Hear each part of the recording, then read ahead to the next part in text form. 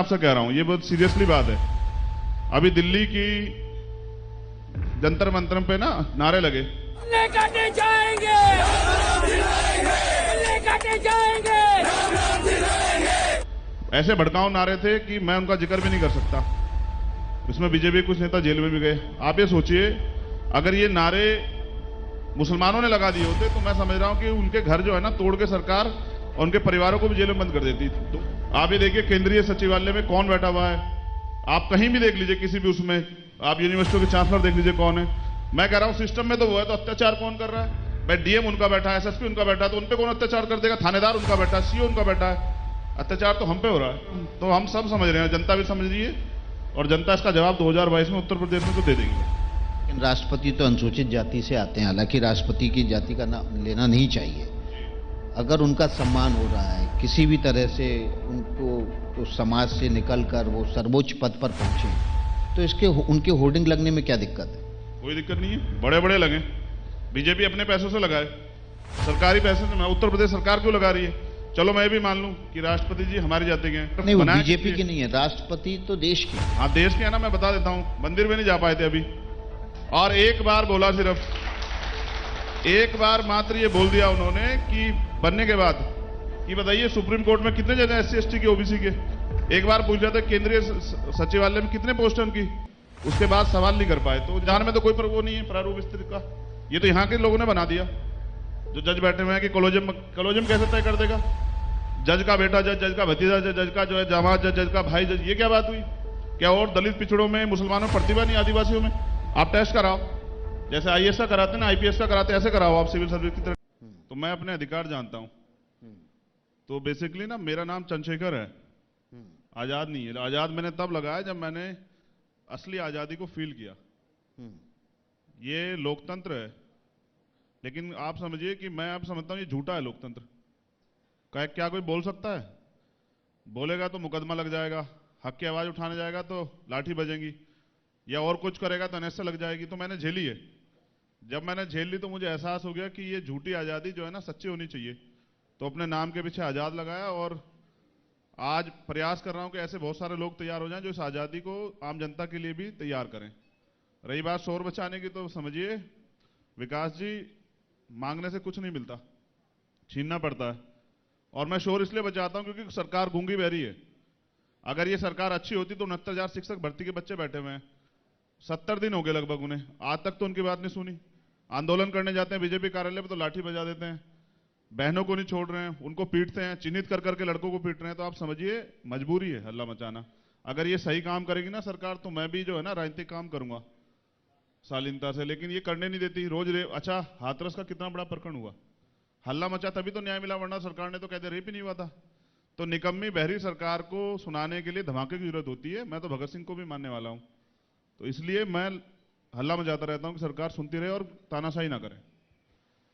मैं एक तो इस कम उम्र में और ऐसा अकेला व्यक्ति हूंगा जो कहीं भी किसी दलित पे, पिछड़े पे, आदिवासी पे, मुसलमान पे कहीं भी कोई मुसीबत आती तो खड़ा रहता हूं। अगर किसी भी बहन के साथ कोई जाति होती है, जुल्म होता है तो खड़ा रहता हूं। जब CNPR NRC आया और कोई मुसलमानों को छू नहीं रहा था, डर रहे थे कि हमारा हिंदू वोट ना भाग जाए, तब मैं जमा मस्जिद पे खड़ा 27 दिन जेल में रहा था। तो मैं नहीं डरता इन सब चीजों से। अगर आप बहुजन कह रहे हो तो दलित पिछड़ों मुसलमानों की आवाज उठानी पड़ेगी, जब उनके अन्याय होगा लड़ना पड़ेगा। एक और बात मैं आपसे कह रहा हूं, ये बहुत सीरियसली बात है। अभी दिल्ली की जंतर मंतर पे ना नारे लगे, ऐसे भड़काऊ नारे थे कि मैं उनका जिक्र भी नहीं कर सकता। इसमें बीजेपी कुछ नेता जेल में भी गए। आप ये सोचिए, अगर ये नारे मुसलमानों ने लगा दिए होते तो मैं समझ रहा हूं कि उनके घर जो है ना तोड़ के सरकार और उनके परिवारों को भी जेल में बंद कर देती। 2 दिन बाद बेल होगी। तो सोचना पड़ रहा है कि कहां जा रहा है देश, भाईचारा कैसे टूट रहा है, कौन तोड़ रहा है, किसका पार्टी का समर्थन है। इसलिए सारी चीजें हो रही हैं। अब धीरे धीरे आप मेरा काम देखेंगे और विश्वास कीजिए कि आजाद समाज पार्टी 2022 में बड़ी ताकत बन के उभरेगी। आप लोग जो है सम्मानित करोगे मुझे, इसलिए कि एक नौजवान ने कर दिखाया। जी, लेकिन चंद्रशेखर, आपने बोला अभी कि अनुसूचित जाति, जनजाति, OBC, मुस्लिम कहीं अन्याय होगा तो उनके साथ आप खड़े होंगे। आप सवर्णों को क्यों छोड़ देते हैं? छोड़ नहीं रहा हूं, उनके पास बहुत दल है उनकी बात करने वाले।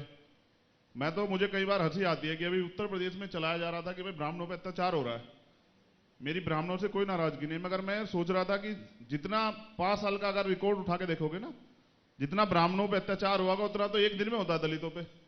उनका जिक्र कोई नहीं करता। और कहां अत्याचार हो रहा है? आप देखो, अभी उनका डिप्टी चीफ मिनिस्टर है, यहाँ सारे डीएम एसएसपी उनके बैठे हुए हैं।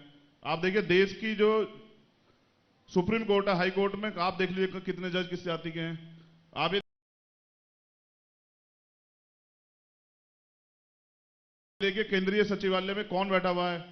आप कहीं भी देख लीजिए, किसी भी उसमें, आप यूनिवर्सिटियों के चांसलर देख लीजिए कौन है।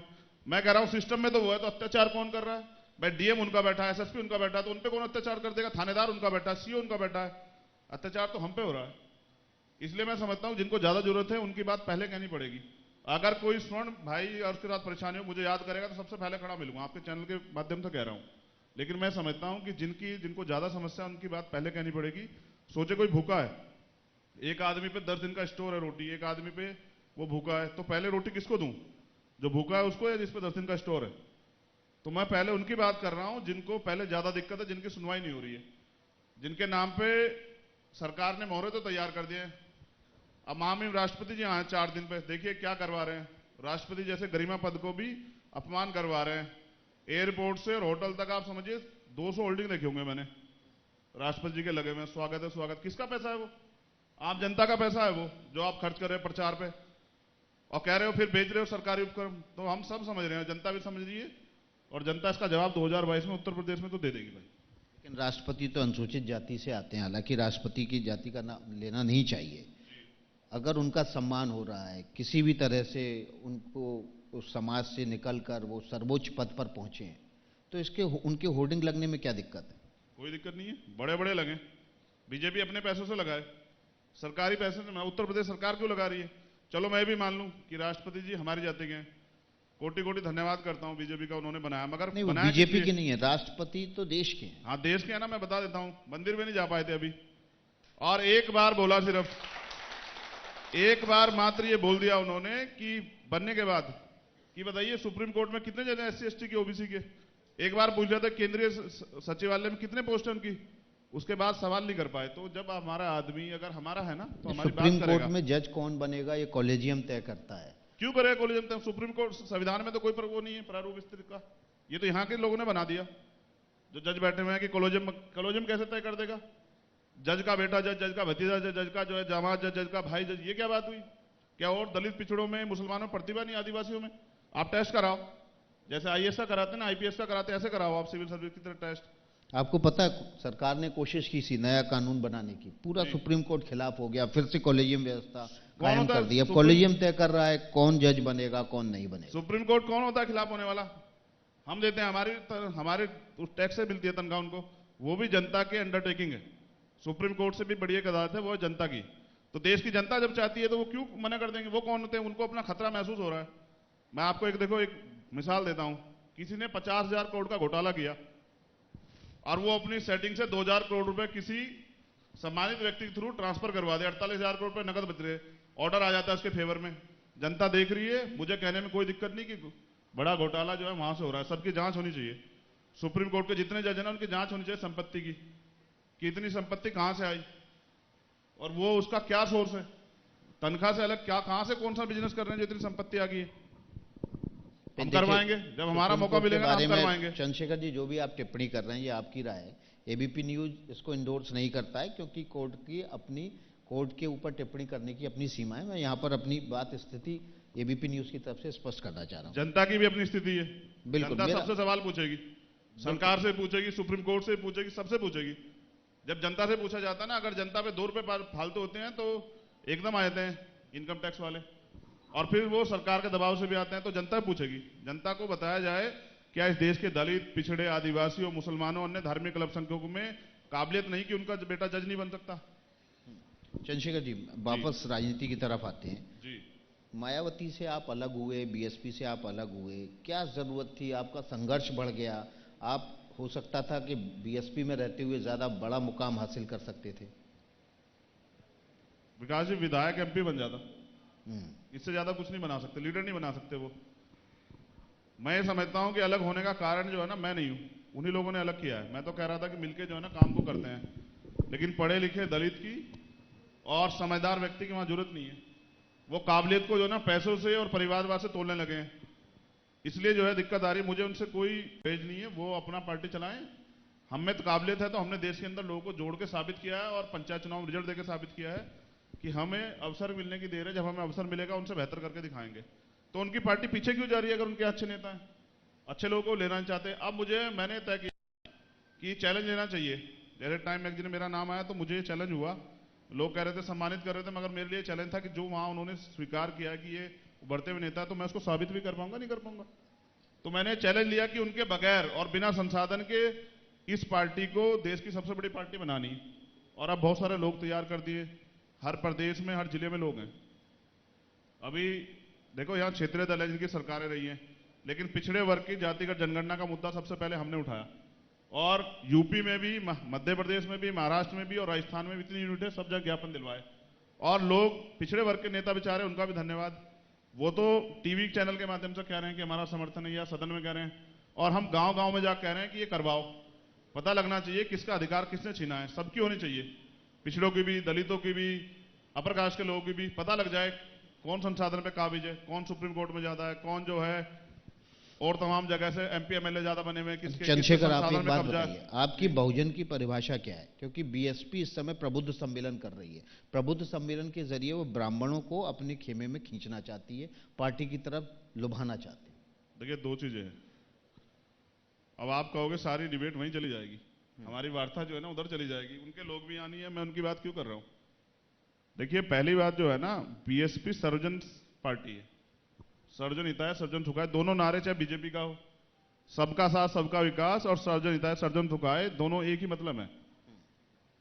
हमारा नारा है बहुजन हिताय बहुजन सुखाय। और मैं सदगुरु रविदास जी महाराज को मानने वाला व्यक्ति हूं। उन्होंने कहा, ऐसा चाहूं राज में जो मिले सबन को अन्न, और छोटे बड़े सब सम बसे रविदास रहे प्रसन्न। यानी कि ऐसा राज होना चाहिए जिसमें गैर बराबरी ना हो, अन्याय अत्याचार ना हो, चोरी ना हो, चकारी ना हो, कोई भेदभाव ना हो, कोई छोटा बड़ा ना हो। तो मैं तो ऐसे राज की कल्पना करता हूं जो बेगमपुरा राज हमारे गुरुजी कहते थे। मैं किसी से नफरत नहीं करता, किसी की बुराई नहीं करता। मैं समझता हूं कि जिनकी बात नहीं हो रही, जिनको नकार दिया गया है, जैसे युवाओं को नकार दिया गया देश की राजनीति से, कहते हैं इनको पता नहीं है, लेकिन युवाओं ने साबित कर दिया कि उनको पता है। कोई आंदोलन हो, कोई धरना हो, सबसे ज्यादा युवा रहते हैं, और देश के जब वोट डालने जाते हैं तो भी युवा रहते हैं। तो इसलिए हमारी पॉलिटिक्स बहुजन हिताय बहुजन सुखाय की है। लेकिन इस तरह से तो बहुजन के वोट का बंटवारा होगा आप और मायावती के बीच में, और इससे दूसरी पार्टियों को फायदा होगा, और इसलिए आप पर आरोप लगता है कि आप बीजेपी की भी टीम है।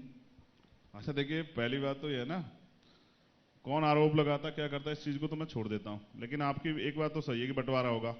बहुजन की 50 परिभाषा में 85% लोग होते हैं और बाकी बचते हैं 15% लोग। उनकी अपनी 3-3 पार्टियां, उनका वोट तो नहीं बट रहा, लेकिन 85% लोग अगर 2 पार्टियां बना के काम कर रहे हैं उत्तर प्रदेश में, तो उनका वोट बट रहा है। हमें सब चीजों को ना समझना पड़ेगा। मैं SC ST OBC माइनॉरिटी की बात करता हूं, इसमें 85% लोग आते हैं। अगर 85 में से 50 मेरे साथ खड़े हो जाते हैं, 40 मुझे वोट देते हैं, तो हम सरकार बना लेते हैं। कैसे बंटवारा हो जाएगा? उनको मिलता है 22-23% वोट। सबसे बड़ी बात यह है ना, मैं आपको एक चीज कहता हूं ABP के चैनल, इस पे बैठ के प्लेटफॉर्म पे, अब आप उनका देखिए, पहले उनके सिद्धांत थे, सिद्धांत पे वो कायम थे, अब उन्होंने सिद्धांत छोड़ दिए हैं। जब आदमी अपनी मिट्टी छोड़ देता है, अपना वजूद छोड़ देता है ना, तो वो नीचे जाता है। अब वो नीचे जा रहे हैं, इसमें हमारी गलती नहीं है। उनके पास अच्छे अच्छे नेता आपके चैनल पे बैठे थे कुछ देर पहले। तो ये समय बताएगा कि जनता किसके साथ है, वोट कटेगा या बटेगा। एक वोट की वैल्यू होती है, लोकतंत्र है। एक वोट से अगर हारता सदन में नहीं घुस सकता, ये तो मानते हो ना? बिल्कुल। तो आप समझिए कि जनता अगर समर्थन कर रही है, वो समर्थन बढ़ेगा भी। तो मैं ये समझता हूं, मेहनत का दौर है, जो मेहनत करेगा, संघर्ष करेगा, लड़ेगा, जनता उसके साथ जाएगी। लेकिन अभी यहीं इसी मंच पर आपसे पहले सतीश मिश्रा बीएसपी के महासचिव आए थे। उन्होंने कहा कि जो भी कोई बीएसपी से निकला, जो भी कोई बीएसपी से अलग हुआ, वो मिट्टी में मिल गया। सही कह रहे हैं, नाश तो उन्होंने किया है। उन्होंने नाश किया, इस मूवमेंट का पूरी का नाश उन्होंने किया है। वो काशीराम साहब से बड़े नेता हो गए हैं। काशीराम साहब अपने पूरे जीवन में कभी उन्होंने नहीं कहा कि हम राम मंदिर बनाएंगे। और आप ये देखो, ये बीजेपी का नारा था कि हम राम मंदिर बनाएंगे। अब वो इस नारे क्यों लगा रहे हैं? जिस राम मंदिर को सारी जनता भूल गई, क्योंकि राम मंदिर का शिलान्यास ऐसे समय पे हुआ, भूमि पूजन, जिस समय देश परेशान था, कोरोना काल चल रहा था, रोजगार नहीं था, महंगाई थी, इलाज नहीं हो रहा था, तमाम आदमी परेशान थे, घर में बंद थे। उसको सब भूल गए। मुसलमानों ने कहा भाई बना लो, खत्म करो, राड खत्म करो। हिंदुओं ने भी कहा कि भाई बनाओ, मगर रोजगार कहां से आएगा? मंदिर रोजगार थोड़े दे देगा, जिनको देगा उनको मिल जाएगा। सतीश चंद्र मिश्रा जी वहां जाके कह रहे हैं अयोध्या कि हम राम मंदिर बनाएंगे, ये उनके पीछे। नहीं, मंदिर से रोजगार क्यों नहीं मिलेगा? किसे मिलेगा? जो मंदिर पुजारी का बनेगा उसको निर्माण मिलेगा। होगा, मंदिर का निर्माण होगा, इंजीनियर्स को मिलेगा, मजदूरों को मिलेगा, मटेरियल सप्लाई होगा, उसको मिलेगा रोजगार। और उसके बाद वहाँ पर पूरी इकोनॉमिक गतिविधि चलेगी, लोग वहाँ पर दर्शन करने आएंगे, वो फूल माला खरीदेंगे, प्रसाद खरीदेंगे, होटल में ठहरेंगे, बस से आएंगे, गाड़ी से आएंगे, ट्रेन से आएंगे, हवाई जहाज से आएंगे, पूरी इकोनॉमी घूमती है राम के आसपास। तो तुम फिर हर गली में बना देना चाहिए। अगर इतना रोजगार इससे मिल जाएगा तो सरकार को आपको सलाह देनी चाहिए विकास जी कि हर जिले में बना दो, इतना रोजगार मिलेगा। मैं पूछ रहा हूं इसमें दलित कहां है, पिछड़ा कहां है? ये क्या करेगा? वहां मेहनत मजदूरी करेगा, ईंटें उठाएगा? उसको तो पुजारी तो बन नहीं सकता, तो करेगा क्या वो? वहां वो जाएगा और घंटा बजाएगा। अब पिछड़े और दलित वर्ग के बच्चे यहां बैठे 69 शिक्षक भर्ती में, पिछड़ा वर्ग आयोग बनाया हुआ इन्होंने, वो सरकार ने बनाया, उनकी सिफारिश है कि भाई भर्ती में घोटाला हुआ, फिर योगी जी क्यों नहीं करा रहे जांच? और बच्चे अगर वो जाते लाठी मारते हैं, अभी नौजवान जो है ना लखनऊ में, अभी पता लगा मुझे, उस पर बैठे हुए टंकी पे चढ़ के। ये वो सरकार है जो नौजवानों को टंकी पे चढ़ाती है।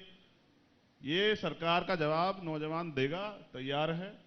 इलेक्शन आने दीजिए, इनके पास एक ही मुद्दा है, हिंदू मुसलमान का। ये प्रयास कर रहे हैं पूरे देश में, ऐसी अभद्र अभद्र भाषाओं का प्रयोग और तमाम तरह से माहौल खराब करने का प्रयास हो रहा है। मैं तो कहता हूं आपके मंच से कि बहुजन समाज को सतर्क हो जाना चाहिए। उनका काम मंदिर जाना चलेगा नहीं। बाबा साहब अम्बेडकर क्या कहे, मैं नहीं कह रहा हूं जी, ऐसा उन्होंने कहा कि आपकी मुक्ति के जो रास्ते हैं ना, आगे बढ़ने के रास्ते, वो स्कूल से खुलेंगे, मंदिर से नहीं खुलेंगे। तो मुझे तो बाबा साहब ने मना कर दिया, इसलिए मैं अपने लोगों को मना कर रहा हूं। जी, ऐसा आरोप लगाया जा रहा है कि इस बार जो उत्तर प्रदेश का चुनाव है वो हिंदुत्व के तोड़ने के आसपास घूम रहा है।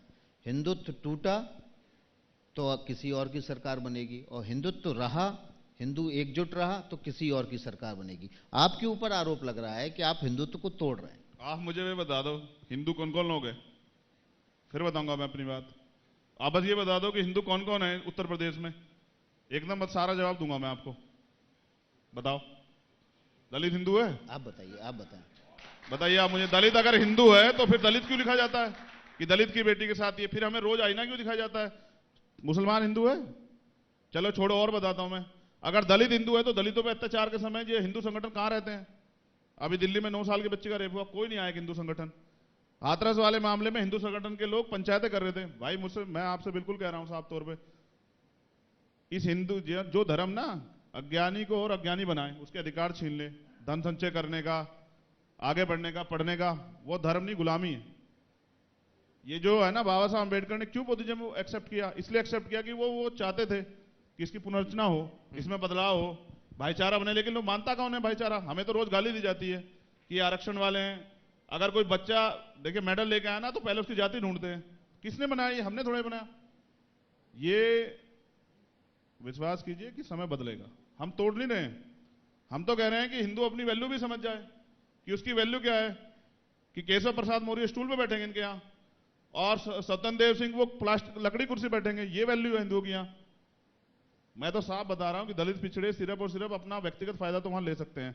अगर मैं, इन्होंने इतने मंत्री बनाए अभी और बहुत प्रचार कर रहे हैं, एक पिछड़े वर्ग का मंत्री अपनी लीग से हटके पिछड़े वर्ग के लिए आवाज उठा दे तो मैं मान जाऊं कि वो समाज का कुछ भला कर देगा। बड़ी है जनता उत्तर प्रदेश में इस बार साबित कर देगी कि वो धर्म और सब चीजें अपनी जगह है, लेकिन रोजगार, महंगाई, भ्रष्टाचार, किसानों का मामला, मजदूरों का मामला, महिलाओं का मामला, जितने हत्याएं, अभी देखिए गोरखपुर, मैं समय की कमी है, एक सेकंड बता दूं, 1 मिनट में जरूर लूंगा ये। मैं गोरखपुर गया, वहां अनीस कनौजा नाम के एक सरकारी कर्मचारी की हत्या हुई। दोष क्या था कि उसने अपर कास्ट की एक लड़की से शादी कर ली थी और शायद सम्मान उसको घर में रख रहा था। योगी जी का क्षेत्र है, ये दलितों के हितैषी लोग, एक बार नहीं गया कोई वहां। एक बच्चे की और हत्या हुई, और कल ही मैंने पढ़ा कि एक आदमी के साथ जो है ना लूटपाट हो रही थी, उसकी बेटी वीडियो बना, उसको गोली मार दी। तो मैं पूछा, जो आदमी अपने जिले को नहीं सुधार सकता वो प्रदेश को क्या सुधार देगा? चलिए, ये लंबी बहस है, इस पर चर्चा करते रहे।